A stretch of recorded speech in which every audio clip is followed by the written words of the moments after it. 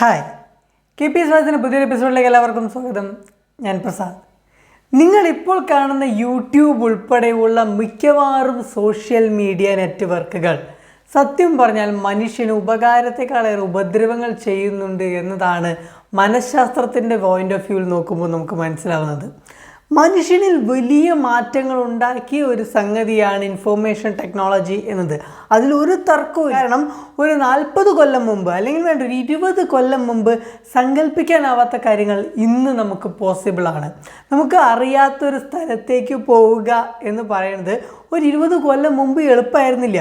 നമുക്ക് ഒരുപാട് പേരോട് വഴി ചോദിക്കേണ്ടി വരും. ഇതിനു മുമ്പ് അങ്ങോട്ട് പോയ ആൾക്കാരെ കാണേണ്ടി വരും. എന്നാൽ ഇന്ന് ജസ്റ്റ് ഗൂഗിളിൽ ഒന്ന് സെർച്ച് ചെയ്ത് കഴിഞ്ഞാൽ ആ സ്ഥലത്തിൻ്റെ ലൊക്കേഷൻ നമുക്ക് കിട്ടും. അങ്ങോട്ട് ഗൂഗിൾ മാപ്പ് ഉപയോഗിച്ച് അല്ലെങ്കിൽ നാവിഗേഷൻ സോഫ്റ്റ്വെയറുകൾ ഉപയോഗിച്ച് നമുക്ക് ഈസി ആയിട്ട് പോകാവുന്നതേ ഉള്ളൂ. എന്നാൽ അന്ന് ഒരു 20 കൊല്ലം മുമ്പ് ഇത് നമുക്ക് ചിന്തിക്കാൻ സാധിക്കില്ല. അപ്പോൾ ആ ഒരു ലെവലിലേക്ക് ലോകത്തെ മാറ്റുന്ന ഇൻഫർമേഷൻ ടെക്നോളജി വലിയ പങ്ക് വഹിച്ചിട്ടുണ്ട്. പക്ഷേ അതിൻ്റെ ഒരു പ്രോഡക്റ്റായിട്ടുള്ള സോഷ്യൽ മീഡിയ അഥവാ അത്തരം മാസ് മീഡിയകളെല്ലാം മനുഷ്യനിൽ ഒരുപാട് ദൂഷ്യവശങ്ങൾ ഉണ്ടാക്കിയിട്ടുണ്ട്. സത്യം പറഞ്ഞു കഴിഞ്ഞാൽ സോഷ്യൽ മീഡിയ മനുഷ്യനോട് ചെയ്ത ഏറ്റവും വലിയ ചതികൾ, വലിയ ദ്രോഹങ്ങളും എന്തൊക്കെയാണെന്ന് നമുക്ക് നോക്കാം. അഥവാ നമ്മുടെ പോയിൻ്റ് ഓഫ് വ്യൂവിൽ വരുത്തിയ തെറ്റിദ്ധാരണകളെക്കുറിച്ചാണ് ഇത്തവണ നമ്മൾ പറയുന്നത്. ഒന്നാമത്തേത് social media is your friend എന്നതാണ്. സത്യം പറഞ്ഞു കഴിഞ്ഞാൽ സോഷ്യൽ മീഡിയ നിങ്ങളുടെ സുഹൃത്തല്ല എന്നതാണ് യാഥാർത്ഥ്യം. അതിലൂടെ ഉണ്ടാകുന്നതൊന്നും സൗഹൃദമല്ല എന്നതാണ് യാഥാർത്ഥ്യം. യഥാർത്ഥ സൗഹൃദം, യഥാർത്ഥ ബോണ്ടുകൾ, യഥാർത്ഥ ജീവിതത്തിൽ ഉണ്ടാകുന്ന ബന്ധങ്ങൾ, ഇതിനെ ഒരു രീതിയിലും നമുക്ക് സോഷ്യൽ മീഡിയ വെച്ച് റീപ്ലേസ് ചെയ്യാൻ സാധിക്കുകയില്ല. ശരിയാണ്, നമുക്ക് വലിയ നെറ്റ്വർക്കുകൾ ഉണ്ടാക്കാനും നമ്മുടെ അതേ കാഴ്ചപ്പാടുള്ളവരെ കണ്ടെത്താനും ഒക്കെ എളുപ്പമാണ് അവിടെ. പക്ഷേ വ്യക്തികൾ തമ്മിലുള്ള ആ അടുപ്പത്തിൻ്റെ ആഴം അതുണ്ടാക്കിയെടുക്കാൻ സോഷ്യൽ മീഡിയയിൽ സാധിക്കില്ല. അപ്പോൾ അത്തരം ഷാലോ ആയ ബോണ്ടുകൾ ഉണ്ടാവുകയും പകരം യഥാർത്ഥ റിയലായിട്ടുള്ള മനുഷ്യർ തമ്മിലുള്ള പ്യുവറായിട്ടുള്ള ബോണ്ടുകൾ ഇല്ലാതാവുകയും ചെയ്യുന്നു. അങ്ങനെ സോഷ്യൽ മീഡിയ എന്ന് പറയുന്നത് നമ്മുടെ സുഹൃത്താണെന്ന് നമ്മളെ തെറ്റിദ്ധരിപ്പിക്കുകയും എന്നാൽ യഥാർത്ഥത്തിൽ നമ്മുടെ സൗഹൃദങ്ങളെ ഇല്ലാതാക്കുകയും ചെയ്യുന്നു. ഒന്നുകൂടി ക്ലിയർ ആക്കി പറഞ്ഞാൽ മനുഷ്യനെ വിഭജിക്കുന്നതിൽ വലിയ പങ്ക് സോഷ്യൽ മീഡിയ വഹിക്കുന്നുണ്ടെന്നാണ്. ഇപ്പോൾ നടത്തിയ സർവേകളും അതുപോലെ തന്നെ പുതിയ പഠനങ്ങളും പറയുന്നത് പുതിയ തലമുറയിൽ യുവാക്കളിൽ നല്ലൊരു വിഭാഗവും യഥാർത്ഥ സൗഹൃദത്തിന് പകരം ഡിജിറ്റൽ മീഡിയയുടെയും അഥവാ ടെക്നോളജിയുടെയും സൗഹൃദങ്ങൾ ചൂസ് ചെയ്യുന്നു എന്നാണ്. അതിൻ്റെ കാരണമാണ് അടുത്ത പോയിൻ്റ്. റിയാലിറ്റിയിൽ നിന്നും നിങ്ങളെ അകറ്റി നിർത്തുന്നു എന്നത്. സത്യം പറഞ്ഞു കഴിഞ്ഞാൽ സോഷ്യൽ മീഡിയയിൽ നിങ്ങൾ കാണുന്ന കാര്യത്തിൽ നിങ്ങളുടെ പ്രത്യേകത നിങ്ങൾ ആലോചിച്ചിട്ടുണ്ടോ? അതിൽ യഥാർത്ഥ കാര്യങ്ങളും ഉണ്ടാകും, എന്നാൽ ഒരിക്കലും സംഭവിക്കാത്ത റിയാലിറ്റിയോട് യാതൊരു ബന്ധവുമില്ലാത്ത വിർച്വലായ കാര്യങ്ങളും ഉണ്ടാകും. അപ്പോൾ ഇതിങ്ങനെ കണ്ട് വളരുന്ന അഥവാ കണ്ട് പഴകിപ്പോകുന്ന ആളുകൾക്ക് റിയാലിറ്റിയും വിർച്വൽ റിയാലിറ്റിയും തമ്മിൽ പെട്ടെന്ന് തിരിച്ചറിയാൻ സാധിക്കില്ല എന്നതാണ്. സത്യം പറഞ്ഞു കഴിഞ്ഞാൽ നമ്മുടെ ഉള്ളിൽ തെറ്റായിട്ടുള്ള കാഴ്ചപ്പാടുകളും തെറ്റായിട്ടുള്ള ബയാസ്ഡ് ആയിട്ടുള്ള നോളജും ഉണ്ടാക്കുന്നതിൽ സോഷ്യൽ മീഡിയ വഹിക്കുന്ന പങ്ക് വളരെ വലുതാണ്. അപ്പോൾ സ്വാതന്ത്ര്യത്തെക്കുറിച്ച് തെറ്റായിട്ടുള്ളൊരു മനോഭാവം, അതുപോലെ പണത്തെക്കുറിച്ച് തെറ്റായിട്ടുള്ള മനോഭാവം, വിദ്യാഭ്യാസത്തെക്കുറിച്ച് തെറ്റായിട്ടുള്ള മനോഭാവം, ഇതൊക്കെ ഇപ്പോഴത്തെ ഒരു തലമുറയിൽ ഉണ്ടാവാനുള്ള കാരണം സോഷ്യൽ മീഡിയയുടെ അതിപ്രസരമാണ് എന്നതാണ്. ഇത്തരം ഒരു വ്യത്യാസമുള്ള കാഴ്ചപ്പാടുകൾ ഉണ്ടാക്കുന്നതിൽ സോഷ്യൽ മീഡിയ വലിയ പങ്ക് വഹിച്ചിട്ടുണ്ട്. അതാണ് രണ്ടാമത് നമ്മളോട് ചെയ്യുന്ന ചതി എന്ന് പറയുന്നത്. മൂന്നാമത്തേത് ഏറ്റവും മികച്ചൊരു സ്പൈയിങ് ഏജൻ്റാണ് സോഷ്യൽ മീഡിയ എന്നതാണ്.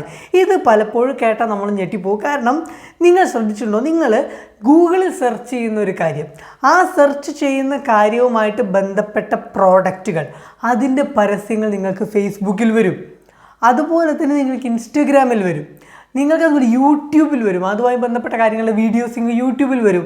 സത്യം പറഞ്ഞു കഴിഞ്ഞാൽ ഇതൊക്കെ തമ്മിൽ അൽഗോരിതങ്ങൾ വഴി കണക്റ്റ് ചെയ്തിട്ടുണ്ട് എന്നല്ലേ നമ്മൾ മനസ്സിലാക്കുന്നത്.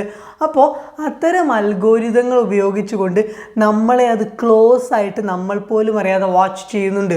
നിങ്ങൾ നടത്തുന്ന ട്രാൻസാക്ഷൻസ് വാച്ച് ചെയ്യുന്നുണ്ട്, നിങ്ങൾ നടത്തുന്ന ചാറ്റുകൾ വാച്ച് ചെയ്യുന്നുണ്ട്, നിങ്ങൾ സേവ് ചെയ്യുന്ന ഡാറ്റകൾ അവിടെ മാർക്ക് ചെയ്യപ്പെടുന്നുണ്ട്. അപ്പോൾ സത്യം പറഞ്ഞാൽ നിങ്ങൾ പോലും അറിയാതെ നിങ്ങളെക്കുറിച്ചുള്ള പഠനങ്ങൾ ഇത്തരം അൽഗോരിതങ്ങൾ നടത്തുന്നുണ്ട് എന്നതാണ്. അത്തരം അൽഗോരിതങ്ങൾ വിചാരിച്ചാൽ നിങ്ങളുടെ ഷോപ്പിങ്ങിൻ്റെ പാറ്റേണിനെ മാറ്റാൻ സാധിക്കും. നിങ്ങളുടെ ആസ്വാദനത്തിൻ്റെ, നിങ്ങളുടെ എൻ്റർടൈൻമെൻറ്റിൻ്റെ, നിങ്ങളുടെ ചിന്താഗതികളുടെ ഒക്കെ പാറ്റേണുകളെ മനസ്സിലാക്കാൻ സാധിക്കും. അത്തരം പാറ്റേണുകൾ ഉപയോഗിച്ച് നാളെ അത് നിങ്ങളെ നിയന്ത്രിക്കാൻ തുടങ്ങും എന്നതാണ്. അപ്പോൾ അങ്ങനത്തെ ഒരു ഫ്യൂച്ചർ അഥവാ നമ്മൾ യന്ത്രങ്ങളുടെ അടിമകളായി മാറുന്ന അവസ്ഥയിലേക്ക് ചിലപ്പോൾ കാര്യങ്ങൾ പോകാം. അപ്പോൾ അങ്ങനെ മനുഷ്യനെ മാറ്റിമറിക്കുന്ന ഒരു രീതിയും സോഷ്യൽ മീഡിയയ്ക്കുണ്ട് എന്നതാണ്. ഇനി നാലാമത്തേത്, നിങ്ങളുടെ സത്യം എൻ്റെ സത്യം എന്ന ഒരു കാഴ്ചപ്പാട്. നിങ്ങളുടെ ശരി എൻ്റെ ശരി എന്ന കാഴ്ചപ്പാട്. ഇതിനൊരു ടിപ്പിക്കൽ എക്സാമ്പിൾ പറയുന്നത്, നമ്മളിങ്ങനെ ഒരു പേപ്പർ വെച്ച് 6 എന്നിങ്ങനെ എഴുതി കഴിഞ്ഞാൽ അത് നിങ്ങൾ അവിടെ നിന്ന് ഇങ്ങോട്ട് വായിക്കുമ്പോൾ അത് 9 ഫീൽ ചെയ്യും. എന്നാൽ ഇവിടെ നിന്ന് ഞാൻ നോക്കുമ്പോൾ 6 ഫീൽ ചെയ്യും. ഇങ്ങനെ യഥാർത്ഥത്തിൽ അഥവാ യാഥാർത്ഥ്യത്തിന് 2 പുറങ്ങളുണ്ട് കാഴ്ചപ്പാടിനനുസരിച്ച് എന്നത് സോഷ്യൽ മീഡിയ ഈ പുതിയ മനുഷ്യനെ പഠിപ്പിച്ച ഒരു പാഠമാണ്. സത്യം പറഞ്ഞു കഴിഞ്ഞാൽ ഇത് അടിസ്ഥാന അബദ്ധമാണെന്നതാണുള്ള യാഥാർത്ഥ്യം.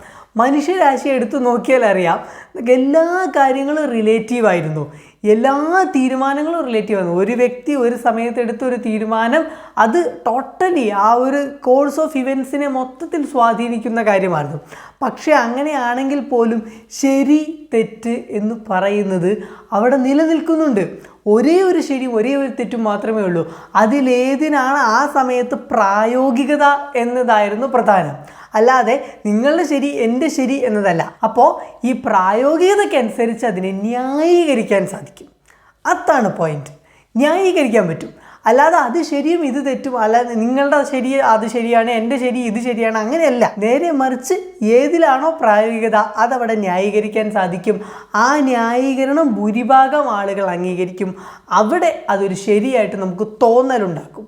ഇതാണ് യാഥാർത്ഥ്യം. അപ്പോൾ ഇത്തരം ഒരു യാഥാർത്ഥ്യത്തിൽ നിന്ന് വളഞ്ഞ രീതിയിൽ നമുക്ക് മുന്നിൽ അവതരിപ്പിക്കാൻ സോഷ്യൽ മീഡിയയ്ക്ക് സാധിച്ചിട്ടുണ്ട്. അതാണ് അടുത്ത പോയിന്റ്.